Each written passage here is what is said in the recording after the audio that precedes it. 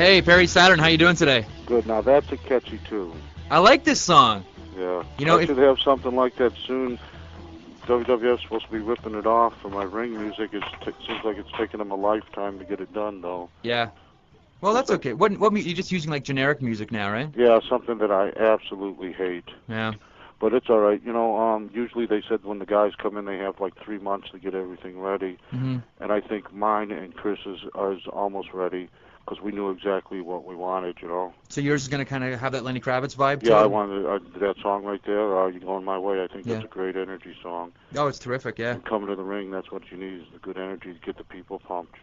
Totally. What kind of vibe is Chris going for? Do you know? Metallica, Oh, perfect. That's great.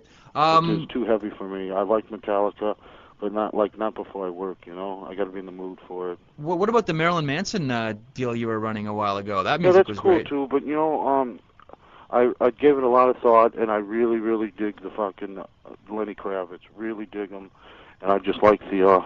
So that's what I went with. That's cool. You're really a controversial person on the internet this week. Your comments and your commentary about Hulk Hogan, lots of feedback, most of it positive. You really told it like it is about Hogan this week, didn't you? Yeah, I'm kind of sick of it. The guy is way out of line. And to make things even worse, not that he's way out of line, but now that he's trying to lie his way out of it, which is ridiculous. If you're going to say something, be a man about it and say, yeah, I did say that. Maybe I shouldn't have said it or whatever. Right. But at least, he said it. He buried Kidman. He buried us. I don't care he buried us. Maybe he thinks that's the political thing to do, is bury us. When he's a money-hungry son of a bitch, and he's only in it for himself, and he's trying to say that he's in it for a team thing. Right. If he was in it for the team, he wouldn't be dressing in his own locker room. He wouldn't have, like, there's been times when he had big, giant locker room, and the boys have been squeezed in a little tiny room. Oh, really? But yeah, I got to understand, it's got to be tight in there. Him and his Eagles both got to fit in the same room. What have people said to you about your commentary this week? What kind of feedback have you got? The only person I really talked up to were Eddie Guerrero and Benoit, and they both put it over. Benoit feels the same way. Right. And it's just, I feel bad for Billy. Billy worked so hard, and he's just doing the best he can there, and he's not getting the chance he should have. And for Hogan to say, I think he said that Billy couldn't draw at a flea market. Yeah. And that's ridiculous.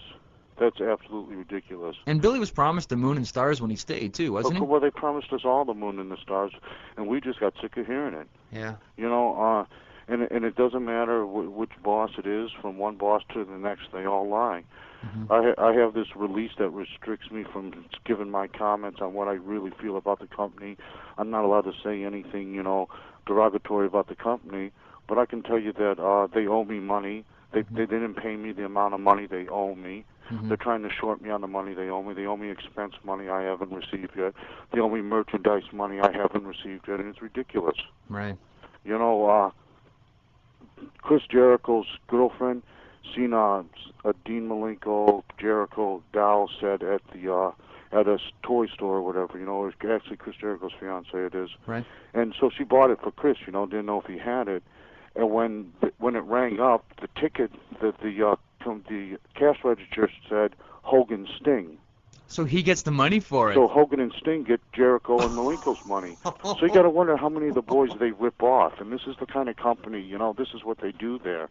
How truly pathetic is that? That the guys who work that hard, the hardest working guys in the company, get screwed every chance they can. That's horrible.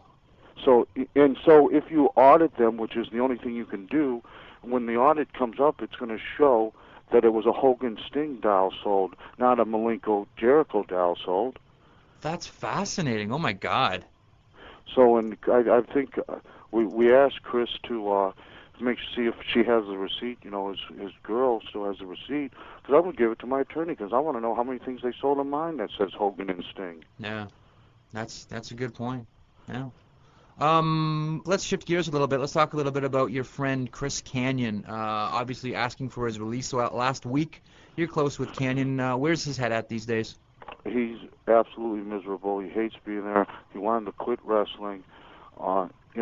They just working there. They suck all the joy out of being a wrestler.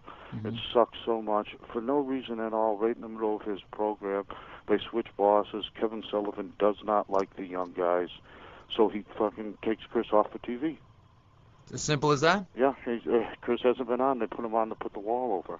And Chris told me he was going to ask for his release. He kind of confided in me, and I told him, yeah. And I told him, I go, Bill. I reminded him of the meeting Bill Bush had with us all. He had a company meeting, and in that meeting, he said that he would give anybody their release who wanted it. That he would not restrict them from going to the WWF.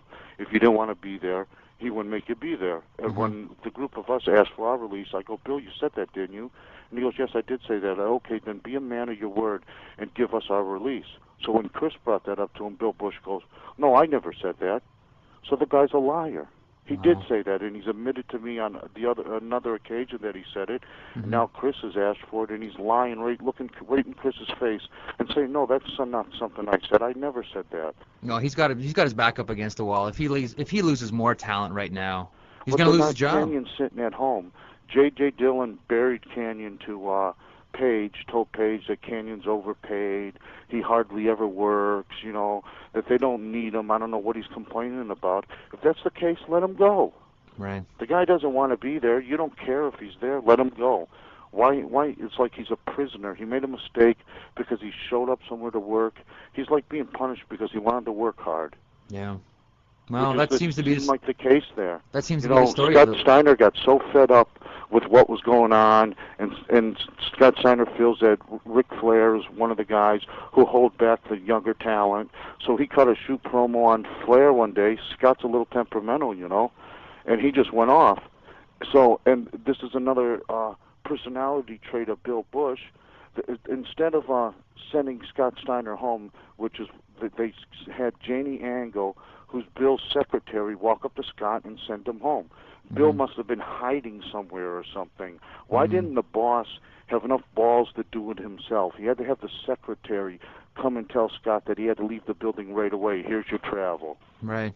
And then from one of the boys, I don't want to mention this guy's name because he's always worried about getting heat. Okay. But he was at the power plant, and Scott Steiner was down there, and Bill Bush and JJ walked in. They seen Scott and turned around and walked right out. And then Scott went to talk to him, and he couldn't find him. Scott's hot-headed, but if you're the boss, you have to be the boss. Well, there's certainly a lack of leadership in World Championship Wrestling. That's no secret. Scott's suspended right now, right? Correct. With pay or without pay? I don't know. I didn't ask him. I seen him at the gym, and it's really none of my business, so I wouldn't ask somebody that. Right. I never ask anybody how much money they make or anything like that. That's really, I don't want anybody to know how much I make, and it's nobody's business. It's not my business what they make, but he is suspended. Does he know how long he's suspended? Or is it I didn't indefinite? ask him. He just told me he was suspended. Right. And I told him, well, if you're in town Monday, WWF more than welcome any of the boys to the locker room. You want to come down and hang out, get a free meal. I go there, they treat the boys like the boys. Right. Yeah, let's talk about the World Wrestling Federation a little bit. Raw this week, Benoit was in there with The Rock, gets a big win. Would that have ever happened in World Championship Wrestling? No, Someone like Benoit getting in the top mix? mix? As clean a win as you can get. Yeah. That was unbelievable. And if I was in The Rock's position, 9 out of 10 times, I would have kicked out because it took the referee too long to get in the ring. I thought Chris was going to get up and hit him with some more Germans. Something. They should have done something because, in my opinion, it took the ref too long to get in the ring. But it was great for Chris. Chris beat, and G interfered. But it doesn't matter. There's interference all the time. Chris beat The Rock. Yeah. The Rock, on that day, selfishly elevated Chris Benoit for team effort. He did it for the team. Yeah, and now there's a top guy in the mix. Yeah, absolutely. A new top guy in there. I seen, I don't know, my time's a little screwed up, 6 months or a year ago, I seen The Rock put over Billy Gunn clean to elevate Billy Gunn. And it doesn't hurt you because the next show, The Rock will get everything back. Chris will still be elevated. And Rock's going to go to Mania and win the title and be as big as ever. That's the way they do business there. It's just the team. They do everything for the team. It's not like We have the running back has to get 1,000 yards, so he doesn't block. He has to run all the time. He blocks when he has to block. Right. It's just a team. It's unbelievable team effort there. Let's talk a little bit about Rikishi. You guys worked with him on, was it Monday or was it Thursday? You guys worked with Rikishi. We worked with him Monday, and Right. we worked with Too Cool on Thursday because we're going into the pay-per-view with them. Right. Are you surprised at how fast those guys have gotten over? I want to say I am, but I'm really not because they're very entertaining. The people want to be entertained. That Worm, in my opinion, right now is more over than the People's Elbow. He's just got to hit something more profound when he finally finishes instead of just the chop to the chest. It doesn't matter. The whole thing is the Worm. Yeah. It doesn't matter what he does. The Rock does an elbow drop. Yeah. Well, look what it did for Dusty Rhodes. Yeah, it doesn't. You know what I mean? It doesn't matter what he does. It's just so over. It's just. And good, Scott Taylor is a great guy. I've known Scott Taylor for maybe 9 years. I worked with him on Independence when I was working about a year, and he just started working, in New England. He's always been a great guy. He's easy to work with, So, and Junior, Fatu, Rikishi, all the Samoans are great guys. Yeah, So he's really turned it on. Yeah, you know what I mean? They're really doing, honestly, when I found out I was working a handicap match Monday, I wasn't real thrilled about that. But I trust Vince, and where he's going, and he didn't bring me there to make me look bad. Right away, being used to how they treat you in WCW, I figured it's a screw job. Right. You know what I mean? But I have to stop myself from second guessing. I keep my mouth shut and just go along with the program. And then Thursday we do a stretcher job on them, so we get everything back Thursday. It's a roller coaster, and Monday was the day for the baby faces to be strong. Right. Thursday was the day for the heels. Yeah, no, it worked out well, especially since you're leading to a program or a match at the pay-per-view together. It totally makes sense. In your commentary this week, you talked about trusting your new company. How's it been so far there? Have there been any guys that have kind of been funky about their spot on the roster? What's the vibe like in the World Wrestling Federation? You know what? I don't see it. If it's there, I don't see it. It's just everybody knows their spot, and the guy in the first match makes more money if the guy in the last match is over. The guy in the last match makes more money if the guy in the first match is over. And it seems to be like a wheel there, that you're on that wheel, and you're going to be in the first match, and then you're going to be higher on the card, then you're going to be on top, then you're going to be headed back down, and you're back around. They keep switching the talent around. They really seem to have it going good. They're mixing everything up, Right now, who was Too Cool 2 weeks ago? Yeah, no kidding. Well, that 10-man tag we put him on the map. 10-man tag with all that the rub from Cactus and Hunter elevated the four of us, me, Dean, Eddie, and Chris. And then in doing that, we were, in my opinion, able to elevate Too Cool. Yeah. We just got a couple more seconds here before we've got to get out. I'm running out of time, and I have so many things to say. Save it for next week. Have I talked about Hogan at all yet today? Yes, briefly. I'm sure he'll come up again. Hey, you start doing house shows this weekend, right? Yes, my first house show will be Sunday. Are you doing Augusta? I'm doing Columbus. Perfect. They're running 2 of them, and what do you call it? I got a bunch to talk about. I got to talk about Sonny Ono's lawsuit. Oh, that's right. Okay, you know what? We'll get to Sonny Ono's lawsuit next week, but if you can sneak it into your commentary, that would be great, too. All right, and we'll do that. There's so many things going on right now, and let's all hope that Chris Kanyon gets his release from there. Let's hope he gets paroled.